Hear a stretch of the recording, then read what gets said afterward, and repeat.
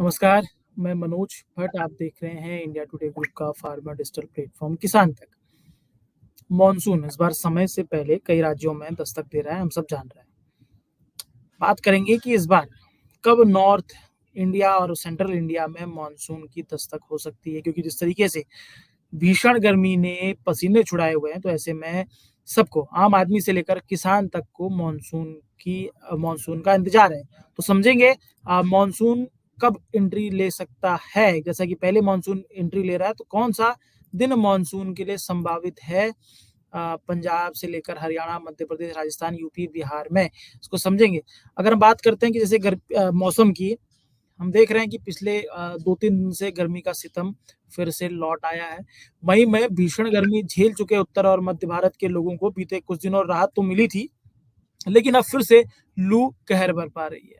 वहीं दक्षिण के राज्यों में मानसून की दस्तक हो गई है। असल में इस बार मानसून की चाल बदली हुई है। केरल में तय समय से 1 दिन पहले ही मानसून ने एंट्री ले ली थी। तो वहीं अगर बात करें, उसके बाद पश्चिम बंगाल, महाराष्ट्र और गुजरात में भी मानसून ने तय समय से पहले एंट्री ली है। इसी कड़ी में पंजाब, हरियाणा, मध्य प्रदेश, राजस्थान, यूपी, बिहार, उत्तराखंड, दिल्ली के लोगों को मानसून की आवक का इंतजार है।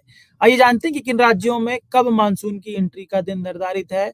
उससे पहले हम लोग बात करेंगे, मानसून पर बात करें उससे पहले मैं बात करना चाहूँगा लू पर। जो लू हमने देखा कि पिछले दिनों किस तरह की लू का सामना हम सबको करना पड़ा है। मैं उस लू पर बात करूँगा। लू को लेकर आज मौसम विभाग ने एक सनसनीखेज जानकारी साझा की है। वो सनसनीखेज जानकारी जो है, वो जो तस्वीर निकल कर आती है, वो अपने आप में एक तरीके से डराती है।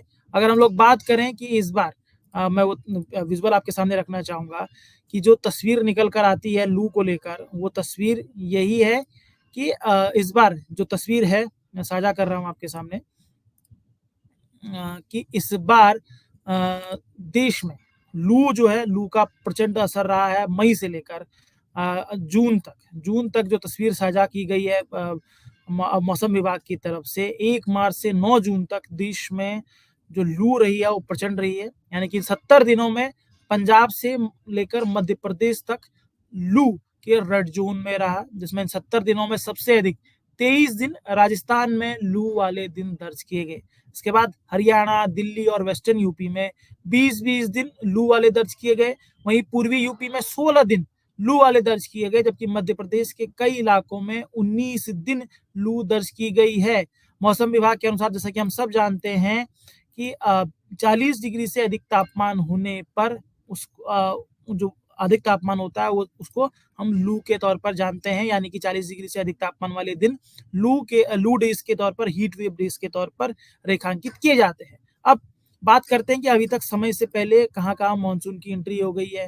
केरल के बारे में हम सब जानते हैं, पूर्वोत्तर में किस तरीके से जो मानसून है, वो पहले ही पूर्वोत्तर में भी पहुँच गया है। मुंबई में भी मानसून की दस्तक हो गई है, गुजरात में भी मानसून की दस्तक हो गई है। अब बात करते हैं कि पंजाब, हरियाणा, यूपी, बिहार में और मध्य प्रदेश में मानसून की कब एंट्री होती है, कब मानसून में एंट्री का दिन निर्धारित है। मानसून कब आएगा, ये कहना अपने आप में एक जटिलता होती है, क्योंकि मानसून की एक हवा होती है जो अपनी चाल से चलती हैं और उसके अनुरूप वो कर्व बनाते हुए आगे बढ़ती हैं।